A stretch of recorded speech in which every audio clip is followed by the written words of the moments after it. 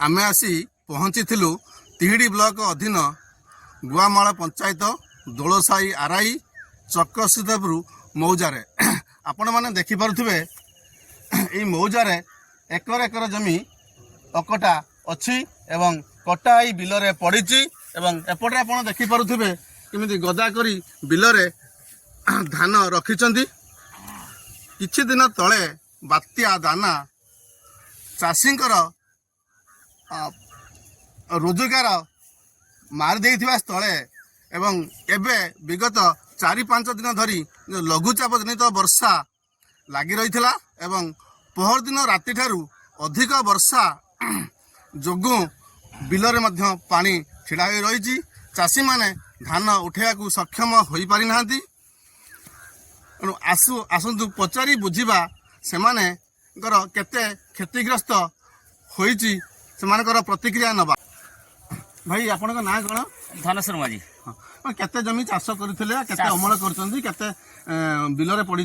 चाष करिथिलु 5 माण जमी बिलर तो पड़ी रही आ 2 माण जमी आ 3 माण जमी नहींचु आ कौन ये जो आगुरी जो दाना आसला से तो तार आमको सब अगाड़ी मगाड़ी कर देला आ बर्तमान जो है तो बहुत क्षतिग्रस्त होती सरकार कहूँ जहाँ कि आमको सहायता कर 5 माण जमी केते खर्च करथिले केते पैसा रिकवरी हो केते कौन आम खर्च कर कौन रिकवरी करम किसी चिंता कर जहाँ सरकार जहाँ सहाय भाई ना कौन कहे? दामोदर माझी। हाँ कौन केते जमी चाष करथिले केते अमल करछन्ती केते बिलरे पड़ी? चाष 4 माण कर टोटाल मो घर नहीं तो सब बिलर पड़ी गजा है सब नष्ट हो लघुचाप पूर्व न काट कारण कौन ना धान होती केते खर्च करथिले केते खर्च कौन ये गाँ सहित तो गुडाई पैसा मु आणिकी 1,00,000 टका खर्च करछि गोटे तो घर को धान नहीं सब बिलर पड़ी गजा हो कौन सरकार साहाय्य कर आमको किसी पैसा पत्र सुझी कौन ना हरिहर बड़ कौन केते जमी चाष करथिले केते अमल करछन्ती? 3.5 माण जमी चाष करथिलु आ माणे खंडे नहींजु आ माणे तो पड़ी दाना तो जहाँ खेती करथिला अगाड़ी हता होगला आ लोन लाइन करी करथिलु आ सब तो पंझा करूची से तो तार भेदिक गलानी गजा होगलानी आ सरकार पाखर अनुरोध करूचु आ कौन सरकार अनुरोध करिवे? अनुरोध किसी आम लोन लाइन सुझिया किसी साहाय्य करती धान। हाँ केते जमी चाष करथिले आ केते अमल करछन्ती? 3 एकर जमी चाष करथिली ग्रुप रु 5,000-10,000 एमती आनिकी सब सारा पकईकी चाष करथिली सार देखो तो ये किमस होईची मु लोन किमिति सुझिमी कौन करमी आपन को मोर एति अनुरोध। केते टका खर्च करथिले जमी रे? जमी रे हाराहारी 25-30 हजार टका खर्च करथिनी हल सह सब मजूरी सारा किसी ना ये देखु किमिति कौन कर सुझिमी छुआ पिला किमिति कौन कर खाइबे आपण से सहायता करंतु। बात्या दाना धानर प्राय अधा भाग खाई जाइथिला आ अधा धान थिला जो अधा थिला वर्तमान लघुचाप जनित वर्षा रे ये धान प्राय 90 भाग नष्ट हो जिवो 10 भाग मिलिवो। जो चाषी पैसा खर्च करथिले चाष रे से पैसा तो पाइबे नहीं बोझ उपर ललिता गुड़ा सदृश से माने हेबे। ओडिशा एक कृषि प्रधान राज्य ये चाषरू ही से माने परिवार प्रतिपोषण करिथांती। आसंतु हमर जने समाजसेवी गाँव में अच्छा चक्रसिद्धपुर जमी मौजारे केते जमी अकटा रही एवं केते क्षतिग्रस्त ठारू पचारि बुझिबा। सर परिचय देवे?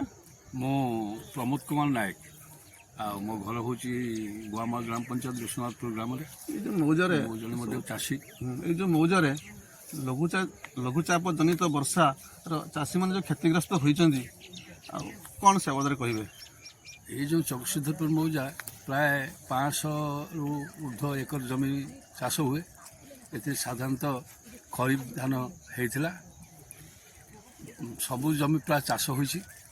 आमर विगत जो बात्या गला दाना प्रभाव रे प्राय 300 एकर जमी प्राय अगाड़ी हो जाइए आ वर्तमान जो प्रकार दाना परे परे धान लोक काटी किसी लोक धान निज घर को नहीं आहरी 100-150 एकर खंड जमी बर्तमान धान कटा होगी पड़ी ଦେଖନ୍ତୁ ଆପଣ ଗଦା ଲୋକ କରୁଛନ୍ତି, କିଛି ଲୋକ ବି ପାଣିରେ ଛାଣୁଛନ୍ତି ଧାନକୁ। ବର୍ତ୍ତମାନ ଯାହା ଜଣାପଡ଼ୁଛି ଯେ 90 ଭାଗ ଧାନ ସମ୍ପୂର୍ଣ୍ଣ ନଷ୍ଟ ହୋଇଛି। ବିଗତ ଦାନା ଫଳରେ ପ୍ରାୟ ଅଗାଡ଼ି ହୋଇଯାଇଛି ଧାନ, ମାନେ 70% ଖଣ୍ଡ ଧାନ ଅଗାଡ଼ି ହୋଇଯାଇଛି।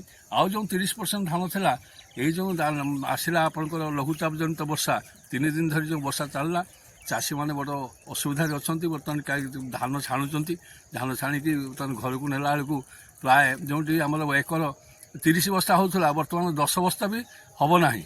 ତେଣୁ ଏ ପ୍ରକାର ପରିସ୍ଥିତିରେ ଚାଷୀ ଚାଷ କ'ଣ କରିବ?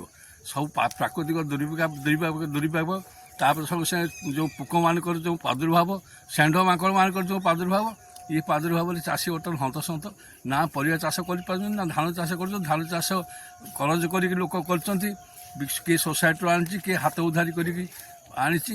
ଅନ୍ତତଃ ଗୋଟେ ଏକରରେ 20-25 ହଜାର ଟଙ୍କା ସେମାନେ ଖର୍ଚ୍ଚ କରୁଛନ୍ତି, କିନ୍ତୁ ପାଇଲା ବେଳକୁ 5-7 ହଜାର ବି ପାଇବେ ନାହିଁ। ବର୍ତ୍ତମାନ ଯେଉଁ ପ୍ରକାର ପରିସ୍ଥିତି, ଚାଷୀ ଚଳିବ କେମିତି? ତେଣୁ ମୁଁ ଅନୁରୋଧ କରୁଛି ସରକାର ଏ ଯେଉଁ ଜିନିଷ ସବୁ ଯେଉଁ ପ୍ରକାର ଅସୁବିଧା ସୃଷ୍ଟି ହେଇଛି ଚାଷୀର, ତାକୁ ସାହାଯ୍ୟ କରନ୍ତୁ। କେମିତି ସେମାନେ କ୍ଷତିପୂରଣ ଦେଲେ ସେମାନେ କିଛି ଉପକୃତ ହେବେ ଭାବୁଛି। ତେଣୁ ମୁଁ ଅନୁରୋଧ କରୁଛି ସରକାରଙ୍କୁ ଯେ ଯେଉଁ ପ୍ରକାର ପରିସ୍ଥିତିରେ ଚାଷୀମାନଙ୍କୁ ସାହାଯ୍ୟ କରନ୍ତୁ, ଆଉ କ୍ଷତିପୂରଣ ଦିଅନ୍ତୁ, ଯାହାଦ୍ୱାରା ତାଙ୍କର ମେରୁଦଣ୍ଡ ଉନ୍ନତ ହେବ। ନହେଲେ ନାହିଁ ସେ ଅସୁବିଧାରେ ପଡ଼ିବେ, ଆଉ ଭବିଷ୍ୟତ ଚାଷ କରିବାକୁ ତାଙ୍କୁ ଉତ୍ସାହ ମିଳିବ ନାହିଁ। ଆପଣମାନେ ଶୁଣୁଥିଲେ ଚକ୍ରସିଦ୍ଧପୁର ମୌଜା ଚାଷୀଙ୍କର ଦୁଃଖ। ମିଡ଼ିଆ ତରଫରୁ ସରକାରଙ୍କ ଅନୁରୋଧ, ଚକ୍ରସିଦ୍ଧପୁର ମୌଜାକୁ ଆସି ଜମି ଆକଳନ କରି ସେମାନଙ୍କର ପ୍ରାପ୍ୟ ପ୍ରଦାନ କଲେ ସେମାନଙ୍କ ପରିବାର ସୁଖରେ କାଳାତିପାତ କରିପାରିବେ। वीडियो को लाइक करंतु, आम चैनल को सब्सक्राइब करंतु,